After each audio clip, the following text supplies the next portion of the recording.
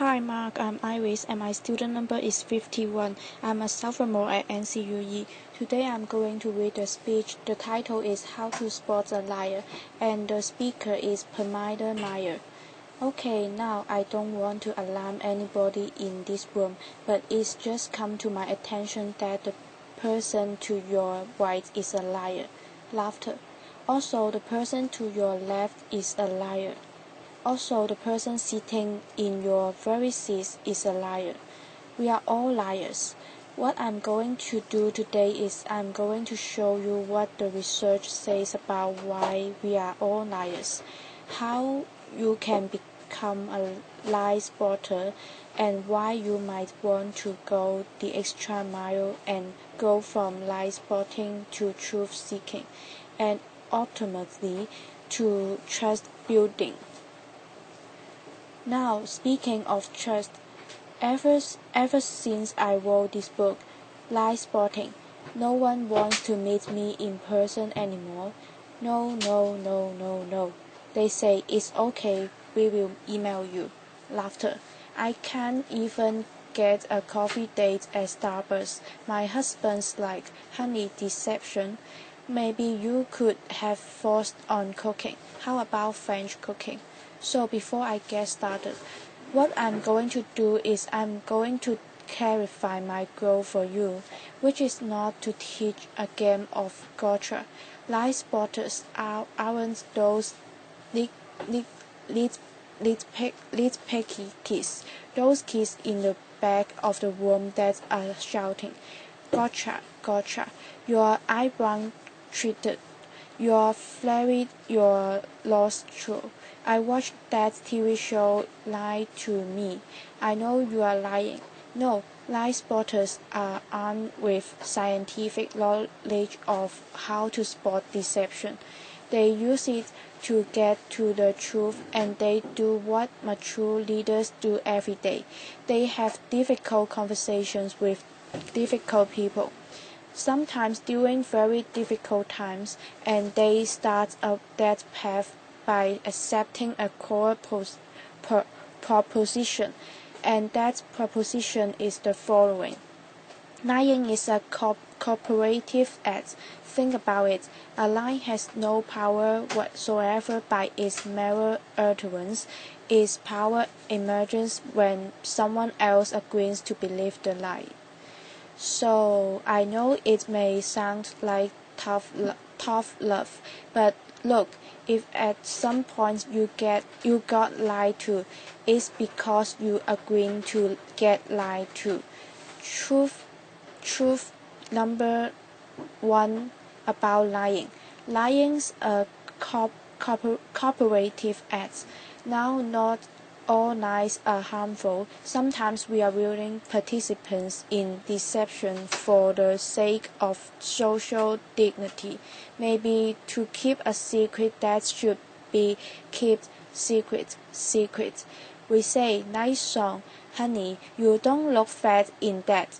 No, or we say, favorite of the digitality. You know, I just fished that email out of my spam folder. So sorry. But there are times when we are unwilling participants in deception, and that can have dramatic costs for us. Last year saw $997 billion in corporate funds alone in the United States. That's an INASH under a trillion dollars. That's 7% of revenues. Deception can cost billions. Think Aaron Madoff, the mortgage crisis, or in this case of double agents and traitors like Robert Hansen or Adolf Ameis. Lies can betray our country. They can compromise our security. They can undermine democracy. They can cause the deaths of those that define us. Deception is actually serious business. This conman, Henry Oberlin, Operander. He was such an effective con man. British authorities say he could have undermined the entire banking system of the Western world, and you can find this guy on Google. You can find him anyway. He was interviewed once, and he said the following. He said, "Look, I have got one rule," and this was Henry's rule. He said, "Look, everyone is willing to give you something. They are ready to give you something for whatever it is they are hungry for, and that's the curse of it. If you don't want to be deceived, you have to know what is it that you are hungry for." And we all kind of hate to admit it. We wish we were better husbands, better wives, smarter, more powerful, taller, richer. The list goes on. Lying is an attempt to bridge that gap, to connect our wishes and our fantasies about who we wish we were, how we wish we could be, with what we are really like, and boy are we willing to fill in those gaps in our lives with lies. On a given day, studies show that you may be lied to anywhere from 10 to 200 times. Now granted, many of those are white lies. But in another study, it showed that strangers lied 3 times within the first 10 minutes of meeting each other. Laughter. Now, when we first hear this data, we reconcile. We can't believe how prevalent lying is. We are essentially against lying. But if you look more closely, the plot actually thinkings. We lie more to strangers than we lie to coworkers. Extroverts lie more than introverts. Men lie 8 times more about themselves than they do other people. Women lie more to protect other people. If you are an average married couple, you are going to lie to your spouse in 1 out of every 10 interactions. Now, you might think that's bad.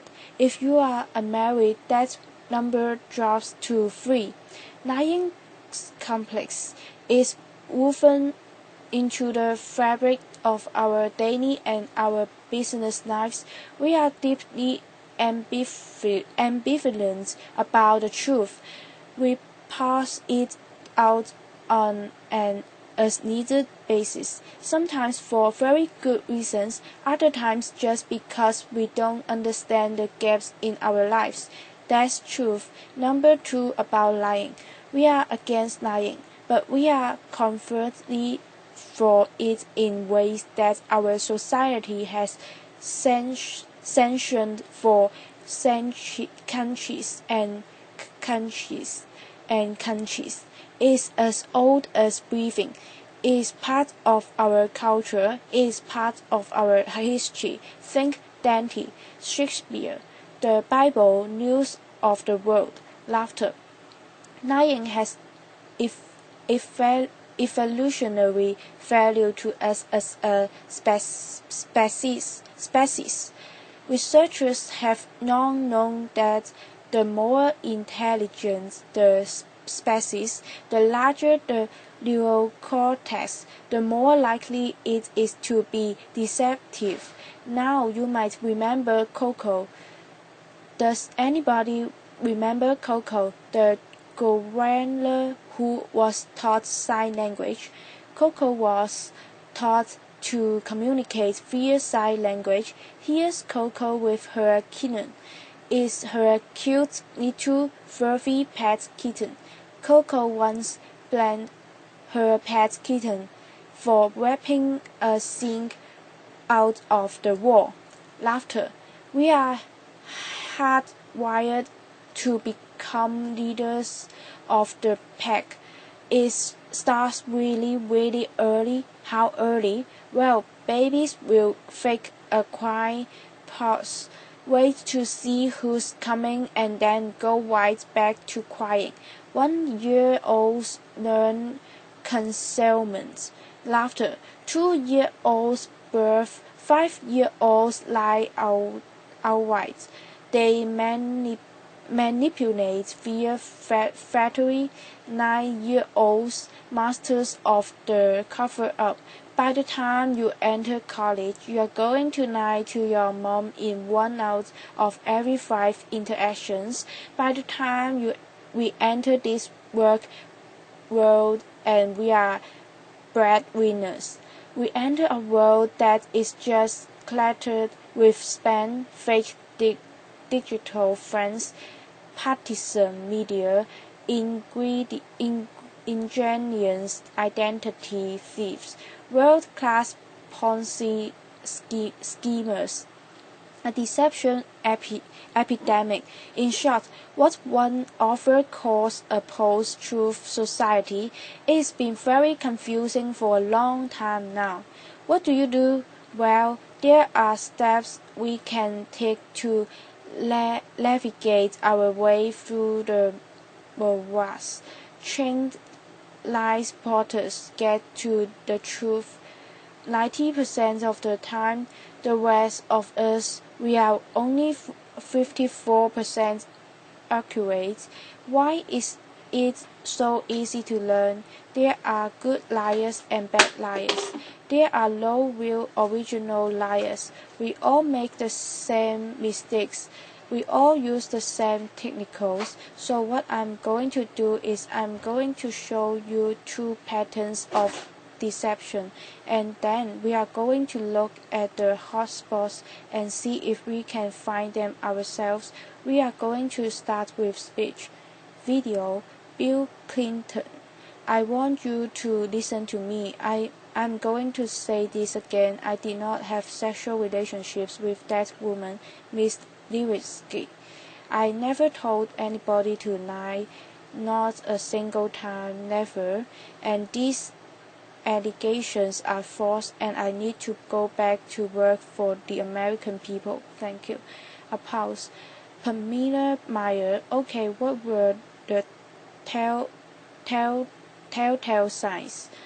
Well, first we heard what's known as a non-central denial. Studies show that people who are overdetermined in their denial will resort to formal rather than informal language. We also heard distancing language. That women, we know that liars will unconsciously distance themselves from their subject, using language as their tool. Now, if Bill Clinton had said, well, to tell you the truth, or Richard Lyson's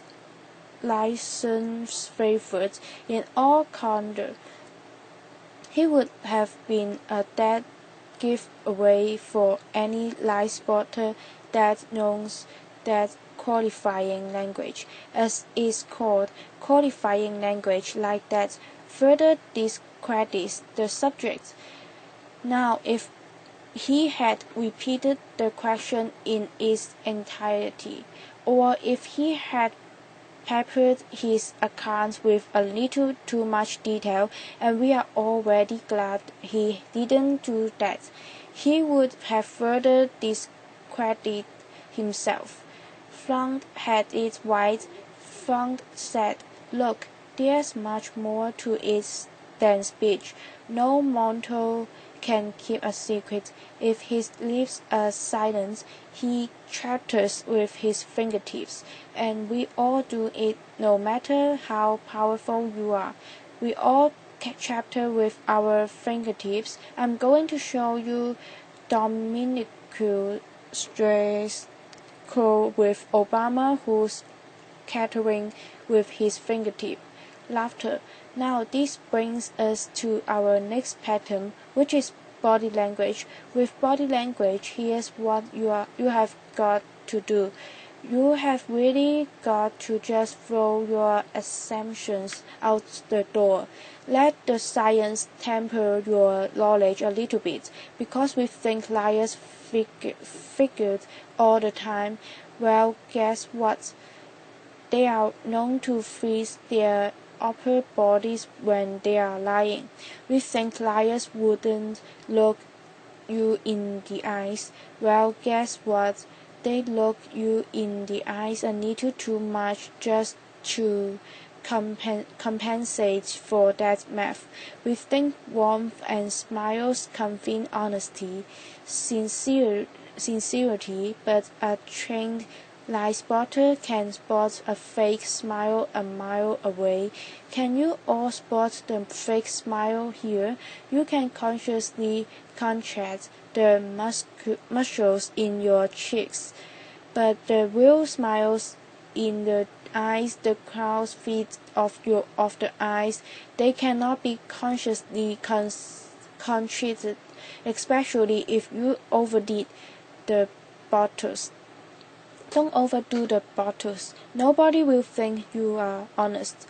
Now we are going to look at the hot spots. Can you tell what's happening in a conversation? Can you start to find the hot spots, to see the discrepancies between someone's words and someone's actions? Now I know it seems really obvious, but when you are having a conversation with someone you suspect of deception, attitude is by far the most overlooked but telling of indicators. An honest person is going to be cooperative. They are going to show they are on your side. They are going to be enthusiastic. They are going to be willing and helpful to getting you to the truth.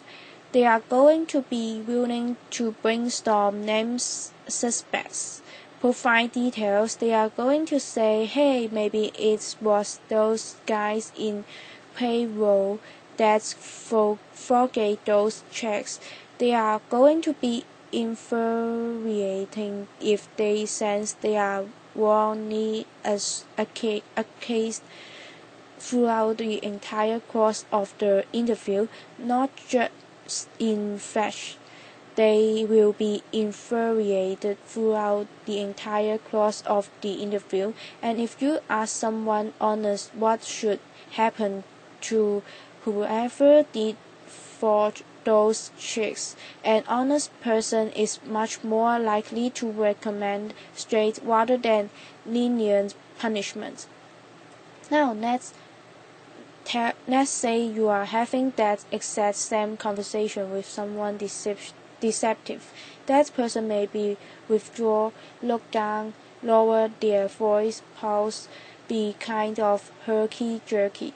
Ask a deceptive person to tell their story. They are going to pepper it with way too much detail in all kinds of irrelevant places, and then they are going to tell their story in straight chronological order. And what a trained interrogator does is they come in and in very subtle way over the course of several hours. They will ask that person to tell that story backwards, and then they will watch them squirm and check which questions produce the highest volume of deceptive tales. Why do they do that? Well, we all do the same thing. We rehearse our words, but we rarely rehearse our gestures. We say yes, we shake our heads. No, we tell very convincing stories. We slightly shrug our shoulders. We commit terrible crimes, and we smile at the delight in getting away with it. Now that smile is known in the trade still pink tonight. And we are going to see that in several videos moving forward, but we are going to start for those of you who don't know him. This is presidential candidate John Edwards, who struck America by fathering a child out of wedlock. We are going to see him talk about getting a paternity test. See now if you can spot him saying yes while shaking his head, no, slightly swinging his shoulder. Video, John Edwards. I would be happy to participate in one. I know that it's not possible that this child could be mine because of the timing of events, so I know it's not possible. Happy to take a paternity test and would love to see it happen. Interviewer, are you going to do that soon? Is there somebody J.E. Well, I'm only one side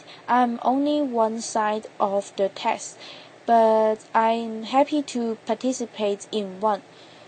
Pamela Meyer. Okay, those head shakes are much easier to spot once you know to look for them.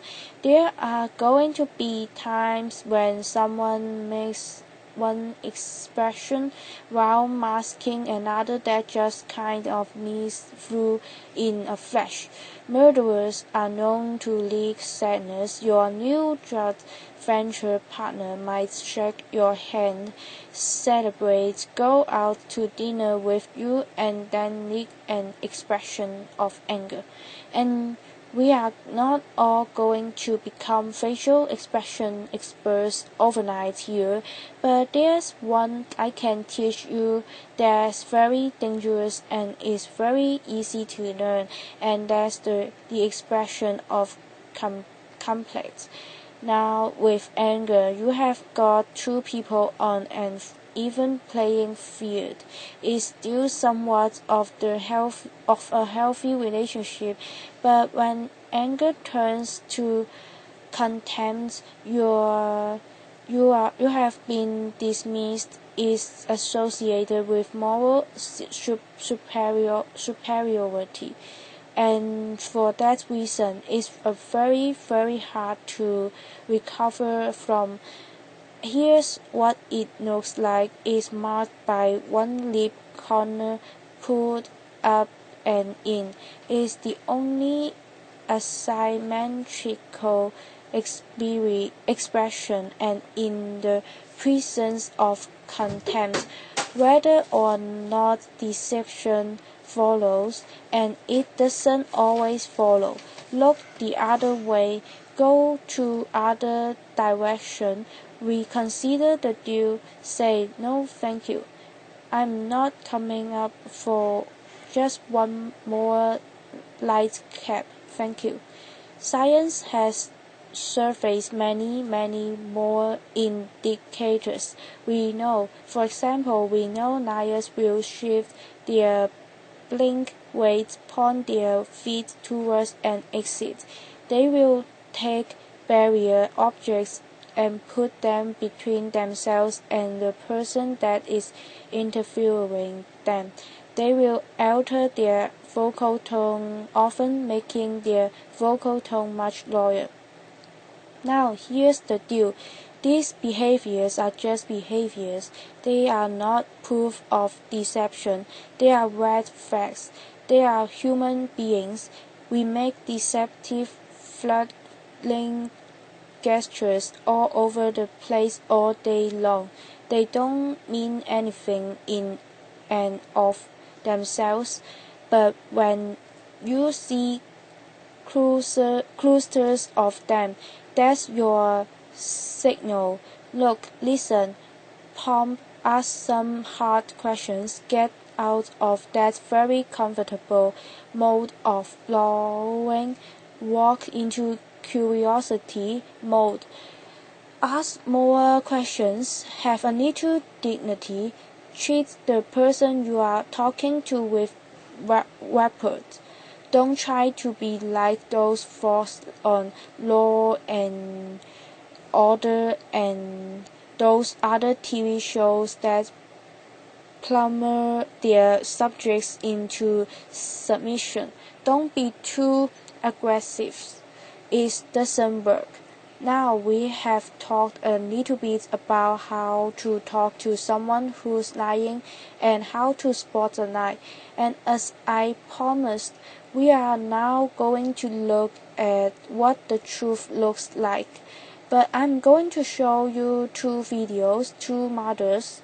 One is lying, one is telling the truth, and these were surfaced by researcher David Matsumoto in California, and I think they are an excellent example of what the truth looks like. This mother, Diana Downs, shot her kids at close range, drove them to the hospital while they bled all over the car, claimed a squirgy-haired stranger did it, and you will see when you see the video, she can't even pretend to be an agonizing mother. What you want to look for here is an incredible discrepancy between horrific events that she describes and her very, very cool demeanor.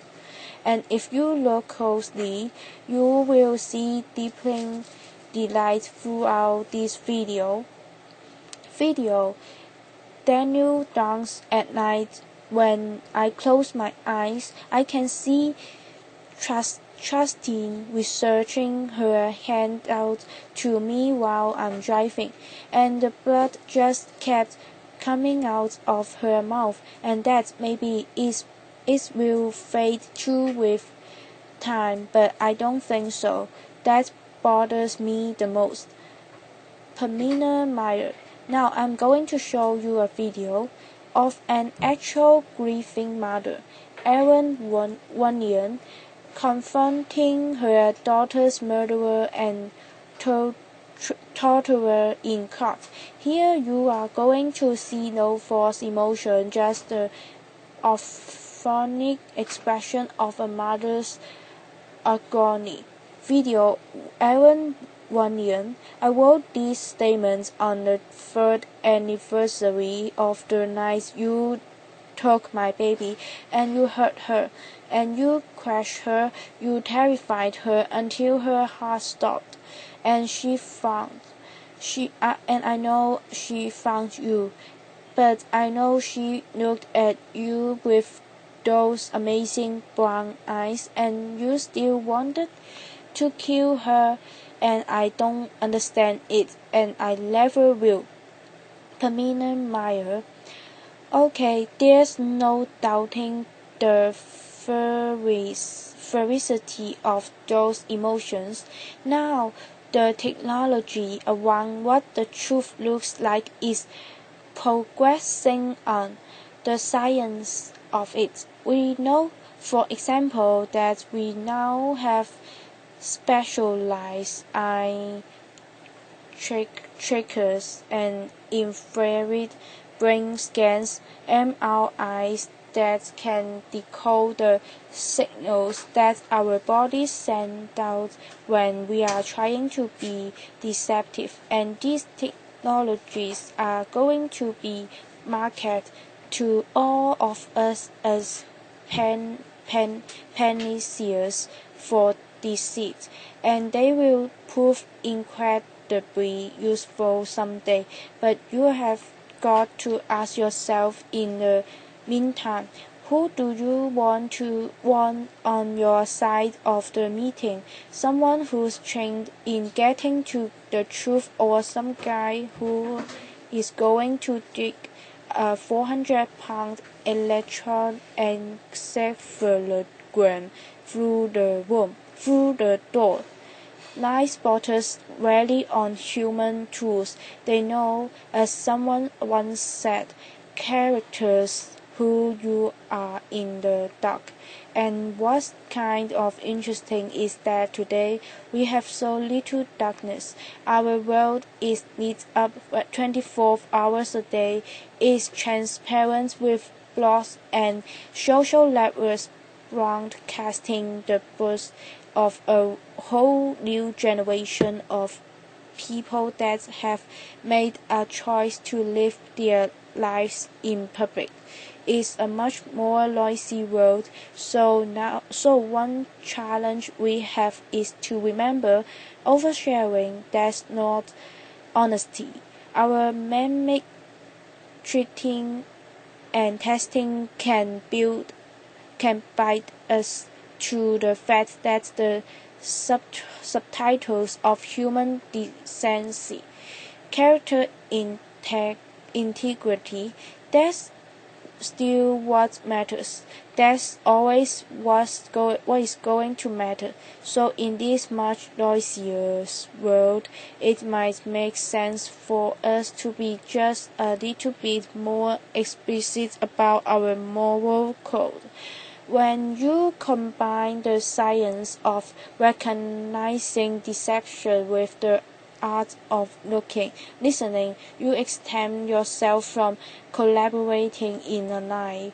You start up that path of being just a little bit more explicit because you signal to everyone around you. You say, hey, our world is going to be an honest one. My world is going to be one where truth is strengthened and falsehood is recognized and marginalized. And when you do that, the ground around you starts to shift just a little bit. And that's the truth. Thank you. Applause. Thank you for your listening.